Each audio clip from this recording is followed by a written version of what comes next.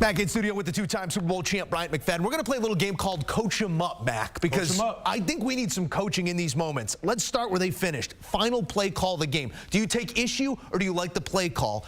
We got our backup quarterback. Let's find our top wide receiver. Let's not run it into the line, go play action. Did you like how Daboll drew it up there? I would love to see a little more creativity, but granted, they had no timeout, so whatever defensive front they were going to face, they had to go ahead and try to execute the play against that said defensive front. Clearly, Buffalo, they were sending the house. So one thing they wanted to make sure you did not do was run the football in for a touchdown. For the Giants, you're going to your best offensive playmaker in Darren Waller, who really showed up in that last final drive for them when you talk about the mismatch in his favor because of his measurables. I mean, I know the Giants will argue that there was a handful of jerseys. Some grabbing. Defender. Clearly, if there was a PI called, I can see the referees throwing one. If not, I'm okay with it as well. But this was just a great place to be for Buffalo. You know, they kind of played the play a little bit. It was going to be a very, very, a difficult pass, difficult catch. And if you're going to try to target someone, go at Darren Waller. Yeah, I understand that. All right, we coached him up there. Got to continue to coach him up here. Play prior, pass interference. They do get the whistle there. Maybe that affects whether or not they got the whistle on the following play as well. Did you see pass interference to allow that untimed down? I didn't think it warranted a flag, but that's the nature of the NFL. Yeah. Right? We see time and time again, week in and week out, play in and play out, where flags are thrown, where we might say, no, you got it wrong. Yeah. And that's how the game is reffed, especially for guys that play in the secondary. I mean, you get a little handsy, it happens. I felt like there was nothing done to kind of disrupt Darren Waller from finishing his route. And it was going to be a difficult catch. When you look at the ball placement, it's going to be a difficult catch. I think this was more of pass interference this than the being first. the untimed down. Yeah, because I tend to agree. Before the ball was there, he had a handful of jerseys, right? And I think that was right there. Right there. Yeah. So if you're going to call PI, that should have been the play. But granted, the Giants had more than a fighting chance to win this ball game. They had many opportunities. It was an ugly game on both sides. The officials put in some positions to officiate what was muddy waters. Coach 'em up, Mac. Let's go back even further. Right before halftime, massive moment with some ripple effects felt throughout the entire game. You're trying to go down and get points before the half. Take me through what you saw. Tyrod Taylor looked like he might have checked from pass to run when he wasn't supposed to. Why is a play coming in with a run check anyway in that situation? No timeouts, inside 10 seconds. I believe, and I don't know for sure, right? I believe there was a pass called, passing play called. If you look at the pre-snap movement adjustments, Tyrod checked his helmet, pointed to his helmet, both fingers. He made a check. And if you look at the reaction from Coach Daboll right there, he's mad. He understands the situation. I'll confirm that. So clearly there was some communication issues between head coach and quarterback for that type of discussion on the sideline going into the locker room. Because clearly Brian Daboll understood the situation. It's 10, 12 seconds on the clock. You're on the 1-yard line. You have no timeouts. You cannot afford to run the football. So it seems like it was more of an individual audible from Tyrod Taylor that led to that massive miscue. Because if you look at the flow of the ball game, yes, the Giants lost. The final score was 14-9. If you attempt that makeable field goal right before half, if you get into the same situation that you were in at the end of the ball game, all you need is 3 points to win. That's it. All you need was, 3 points to win. Matter of fact, going into half up 9 points instead of 6 points is a more comfortable position to be in. Because at that time, Buffalo did not do anything point-worthy of putting points on the scoreboard. So you had an opportunity to go up into half 9-0. Instead, because of that miscue, seems like it was more about Tyrod Taylor making an executive decision to check to a running play that led to you not getting that opportunity. I mean, you stay in that pass play, there's a possibility you're going into half up 13-0 on the pass. It was first down. Yeah. So if you run a passing play on first down, like I said, I think it was roughly around 12 to 14 seconds left on the clock. If it's an incompletion, you have another opportunity to go and try to score if you throw the football. Ultimate miscue. Miscue and mismanagement in that moment by just about everybody involved to allow it to get there.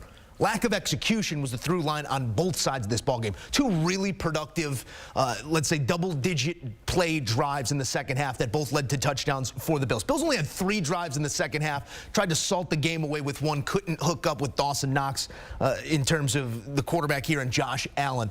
What did you make of the execution on Buffalo's side? I mean, we come in, we're looking at a 15.5-point favorite, a team that at Huge moments number. prior was clicking on all cylinders. Then they go on the road, not just on the road, but abroad. They lose a game to the Jags, really brings them back down to earth. Maybe this wasn't the bounce-back performance we expected out of these Bills. No. What'd you make of the execution? I didn't really see the performance I thought I would see based on Buffalo and based on the performance we saw the last outing against the Jaguars. Definitely, Remember the last time they played at home?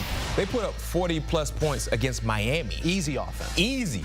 I mean, look, extremely efficient, explosive. Everything was working. They go play Jacksonville.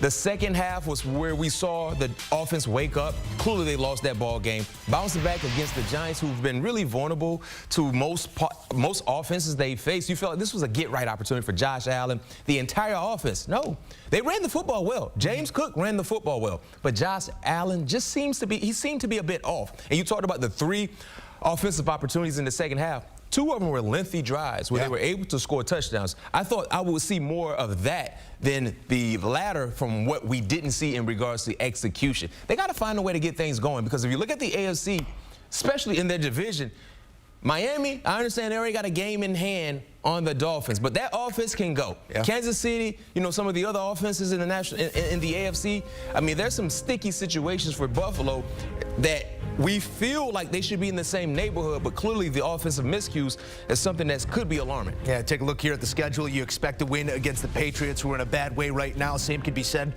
for the Buccaneers, but a tough defense there in Tampa as well. Bengals should be a matchup, maybe a preview of something down the road, but when you see a ceiling as high as we see with the Buffalo Bills and a floor as low, question marks get put next to all of these. You know, they don't play them on paper, and the results will come as they do. We'll see what Buffalo looks like moving forward. Yeah. Well-coached team, a lot of talent out there. Dealing with injuries, defense looks different since the exit of Matt Milano. But I want to talk about the coaching on the other side, because that is the reigning coach of the year in Brian Daboll. Much has been made about his interaction with players over the last few weeks, whether it was the spiked tablet in front of Daniel Jones or maybe some of the yelling that we saw with his quarterback heading into the half. I know he's coaching from a place of not just authority, but knowledge. We saw it a year ago. Yeah. Where is the disconnect right now? Where does it look different to you from a coaching standpoint for the New York Giants? Well, most importantly, health has been a major issue for the Giants, especially on the offensive line. I mean, they're kind of just getting guys from anywhere to play, and they're expecting them to really be, you know, consistent in their play. But that's not the case when you don't have your starters out there that's healthy to go. And because of that issue, now we're not seeing the quarterback play execute. Even when Daniel Jones was in the lineup, he was running for his life. You know, he's not comfortable in the pocket. But I can tell you this much. If they're healthy, they're a better team, because I believe in Brian Daboll as a coach. He was able to showcase what type of coach he is a year ago. Not an overly talented team, but they were healthy and they won ball games. They got into the playoffs and they actually won a playoff game, right? So we know he can coach. It's just that they're behind the health stick, to say the least, the bad end of the stick when it comes to health. And then also getting Saquon Barkley back into the lineup, right? You saw how much he can energize the offense. So one would think if Daniel Jones was healthy in tonight's matchup, even though Tyrod Taylor did not play a bad ball game outside of that one miscue right before half, one would think Daniel Jones would provide that spark that a starting quarterback should be able to provide for his offense, especially if Saquon Barkley is in the lineup. So they got to find a way to get healthy. Unfortunately for them, I mean, their 5 losses already in to the season. So not a lot needs to happen for them to change the course of their season if they would like to have any bright spots the rest of the way. But most importantly, they got to get healthy. Yeah, they don't hand out points or wins for ifs. And there's a lot of ifs right now with the New York Football Giants. If they only executed on that last play, we could be having a different conversation. B-Mac, it's always a pleasure. And don't forget, the conversation continues with B-Mac and P2 on All Things Covered. Our guys sitting down with some of the biggest names in sports and entertainment week in and week out for can't-miss conversations. Download, subscribe, and enjoy All Things Covered.